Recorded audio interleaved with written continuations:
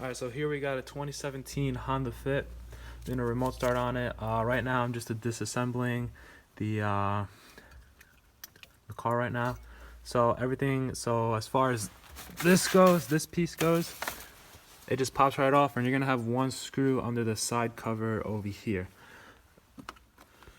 Alright, so far I've taken apart the steering column cover.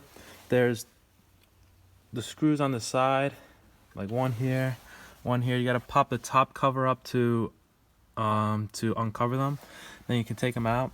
Then for the this over here, you gotta screw. Well, this pops out. This whole piece pops out. It just clips. But be careful. You got a screw there, and you got a screw up top to take this out. Let me see if I can just. Yeah, I'll take it out. I'll show you after. All right, I was able to get the cluster out. The cluster is kind of difficult to get out. It took me a little bit. What I did was I kind of pulled this left side out first. I went basically this corner first, and then it came out. You got to kind of force it out, so try and be careful when you do it.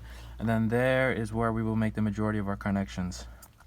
All right, so here I got my, let's see, I got it in the frame, grounded right there, and I decided to grab my 12 volts from the fuse box just because of how small the wire is at the BCM up by the cluster. I didn't really like that, so I found this yellow wire. You can see it comes off of this green plug.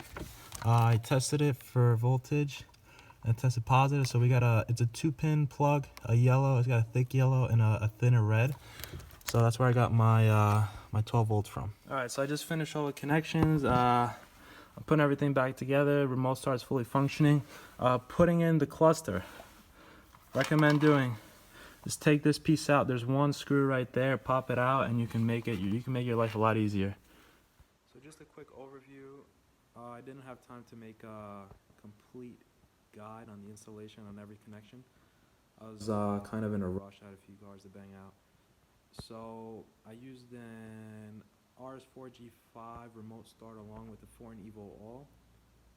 The install was pretty straightforward. Like I said before, the only problem, not really problem, but it was just the only difficulty was the cluster, taking that out. But you take that side vent out, and it should be pretty easy. As far as programming, you do have to use a decryptor on it, so you do need the what is it called? You need the programmer. You need this thing. So if you don't have one, you're probably gonna have to buy one.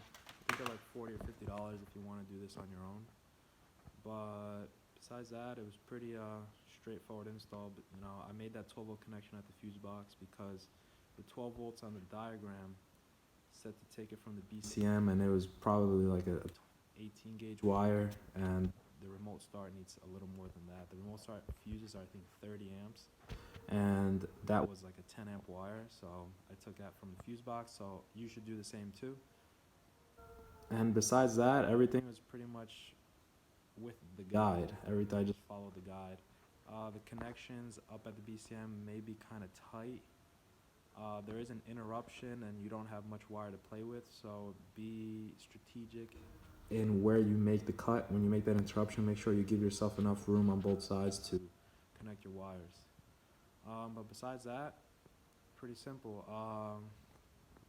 It's a push to start on this Honda, so you remote start the car, and as soon as you open the door, the car's gonna cut off, and then you get inside and you start the car again. Just heads up if you didn't know that.